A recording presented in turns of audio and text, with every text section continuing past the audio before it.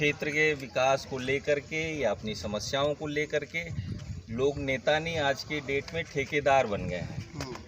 और जिस तरीके से क्षेत्र की जनता के साथ उन्होंने शोषण किया है विकास के कार्यों को लेकर के, उसी के लिए हम लोग लड़ाई लड़ने के लिए कृत संकल्पित हो गए हैं कि अब जो है क्षेत्र का विकास रुकेगा नहीं। बाबूजी की जो छवि थी कि पूर्वांचल के गांधी, हम लोग बाबूजी के नाम को आगे बढ़ाते हुए क्षेत्र के लिए काम कर रहे हैं। जनता सर किस तरह से लगता है क्या विकास रुका हुआ है? किस विकास भाई आप देख लीजिए, जो समाज में आएंगे जो काम बाबूजी ने करवाए, रोड, खड़ंजा, नाली, पुलिया, पुल का देख लीजिए, हालत देख लीजिए। जिस तरीके से मेरे समझ से ये सब जो है विधायक निधि से हो सकता था, सांसद निधि से हो सकता था, खाली उसको मेंटेन करना था। जो विकास कार्य उन्होंने कर दिया था उसको खाली अगर ये लोग मेंटेन कर ले जाते, सड़कों के निर्माण, इतने गड्ढे जो हो रखे हैं गांव में, जो खड़ंजा बिछा है या जो पिच रोड है, उसी का खाली ये लोग मेंटेन कर जाते अपने निधि से, तब भी जो है बहुत बढ़िया काम हो जाता। अगर निधि से मेंटेन करेंगे तो फिर उनका जो है कहीं ना कहीं सिस्टम खराब होगा ना। जब वो लोग, जनता, यही तो मैं बताना चाहता हूँ जनता को, जब आप जनता जिनको चुन रही है वो लोग ठेकेदार बन जा रहे हैं, वो लोग कमीशन खोर बन जा रहे हैं, तो विकास, जब जिनको काम की देखरेख करना है वही लोग जब काम करवाने लगेंगे तो अपने हित की बात सोचेंगे कि जनता के हित की बात सोचेंगे, या जो है वो काम की अच्छी क्वालिटी के बारे में सोचेंगे जिससे उनका लाभ है। जब लाभ, उनको पैसा मिलना है तो भैया दोमा लगाई हैं कि काहे को लगाई हैं जो है एकदम अव्वल। अरे सर ये बताइएगा, जब उनके पीछे 7-7 फॉर्च्यूनर चल रही है, लग्जरी गाड़ी है, अब गड्ढा थोड़ा सा झेल लेंगे और झेलने के बाद कम से कम घर पे बैठ के बिरयानी तो खाएंगे। यह चीज़ें तो हम लोग जनता को बताना चाह रहे हैं कि भैया सावधान हो जाइए। अब आपको नेता विकास कार्यों के लिए जो आपकी निधि है, उस निधि को कम से कम 100%, जितनी निधि आती है विधानसभा में विधायकों की, उस निधि को अगर 100% ये लोग क्षेत्र में लगा दें तो क्षेत्र का दिखने लगेगा, चमकने लगेगा। और जनता की समस्या लेकर के आप प्रदेश के स्तर के नेताओं के पास जाइए, शासन सत्ता से मिलिए, उनके विकास कार्यों को छोड़ करके आप जब अपने हित के लिए, ठेकेदारी के लिए, दूसरे के लाइसेंस बनवाने में लगे पड़े हैं, थाना कचहरी के चक्कर में पड़े हुए हैं, अपने लोगों को बचाने के चक्कर में लगे, विकास कार्य को एकदम द्वयम नहीं, मैं तो कह रहा हूँ चतुर्श्रेणी पे आपने डाल दिया है, तो कहाँ से क्षेत्र का विकास दिखेगा ही नहीं। क्या आपको लगता है कि एक मतलब आपके आने से कुछ परिवर्तन की उम्मीद की जा सकती है? जनता लाएगी तो परिवर्तन दिखेगा।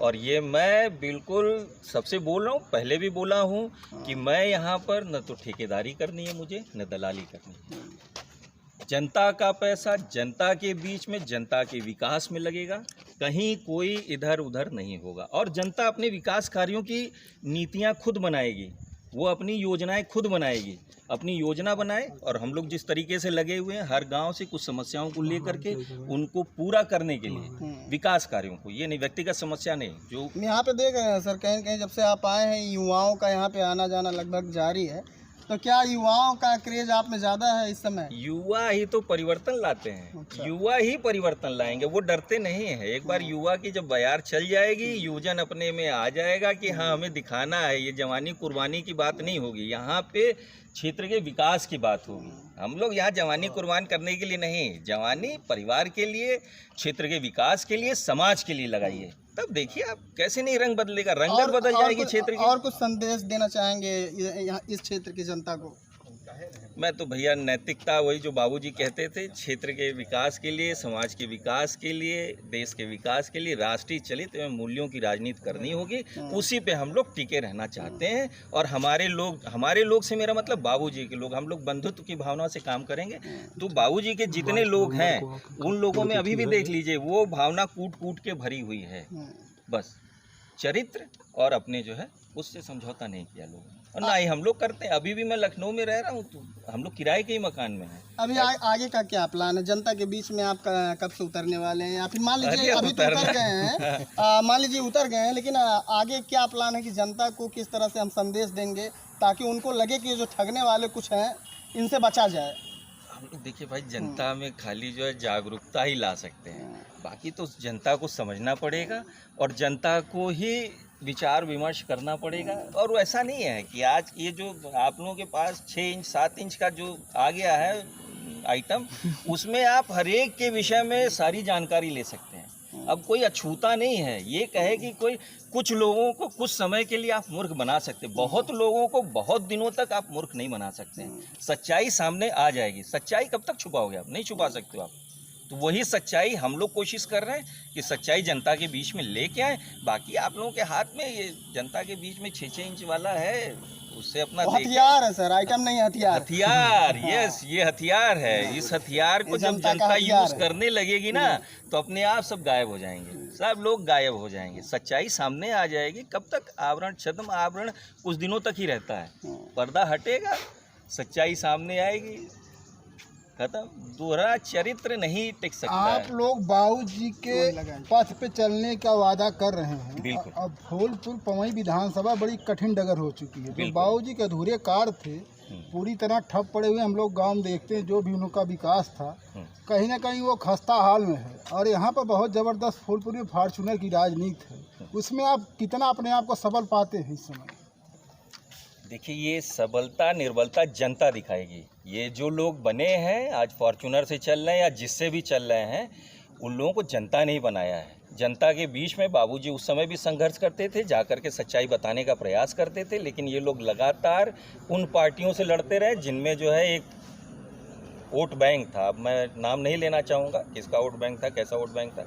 उन सब से लड़ते रहे और लोगों ने साथ दिया। लोगों ने साथ दिया या कह दीजिए इन लोगों ने कटिया फंसा के अपना जो है मछली फंसा ली, मूर्ख बना दिया। और उससे आप देख लीजिए उन लोगों की उस समय क्या हैसियत थी और आज क्या हैसियत है।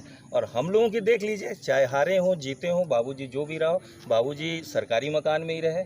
हम लोग भी अभी जो है संघर्ष ही कर रहे हैं। संघर्ष कर रहे हैं मतलब संघर्ष ठीक है, ईमानदारी अगर ईमानदारी के साथ रहना है तो संघर्ष थोड़ा सा रहेगा, उसमें कोई दिक्कत नहीं। मतलब सर आपका कहना है कि जिस तरह से पिताजी सत्य की राह पे चले हैं उसी राह पे हमको भी कोशिश यही रहेगी। और जब कोशिश करेंगे तो हार नहीं होगी, ये मैं जानता हूँ। और जनता अगर साथ देगी तो खाने पीने की कमी नहीं है भैया। क्षेत्र के लिए हम लोग लगेंगे और क्षेत्र को दिखाएंगे और दिख जाएगा जनता को। मैं बता रहा हूँ, खाली अगर विकास निधि, सांसद निधि यही लग जाए क्षेत्र में बिना कमीशन खोरी के, तो आप देखिए अपने आप क्षेत्र की रंगत बदल जाएगी। मैं फिर वही बात बोल रहा हूँ। इस समय जो है शासन में काम करना और ये शासन जो प्रशासन है, प्रशासन कहीं ना कहीं नेताओं से तालमेल इस समय कुछ हटता नजर आ रहा है। उस पे आप क्या कहना चाहेंगे? अपनी प्रतिक्रिया के माध्यम से बताइए क्या ये कश्मकश चलती रहती है। शासन प्रशासन की ये कश्मकश चलती रहती है और इसको सुधारने का पूरी जिम्मेदारी नो डाउट शासन की ही होती है। प्रशासन के ऊपर लगाम कसने की कहीं न कहीं कभी ढीला छोड़ा जाता है, कभी टाइट किया जाता है।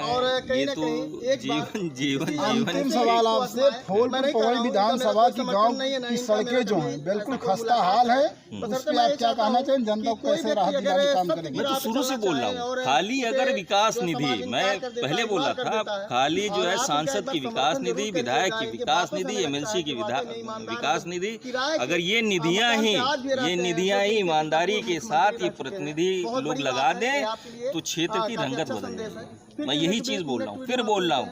आप निकलवा लीजिए, आप लोगों के पास आरटीआई एक्ट निकलवाइए ना, आपको पता चल जाएगा कितने विद्यालयों में लोगों ने पैसा दिया है और कितना क्षेत्र की सड़कों पर, कितना बिजली पानी पर या मूलभूत सुविधाओं पर जनता के पैसा इन लोगों ने लगाया है।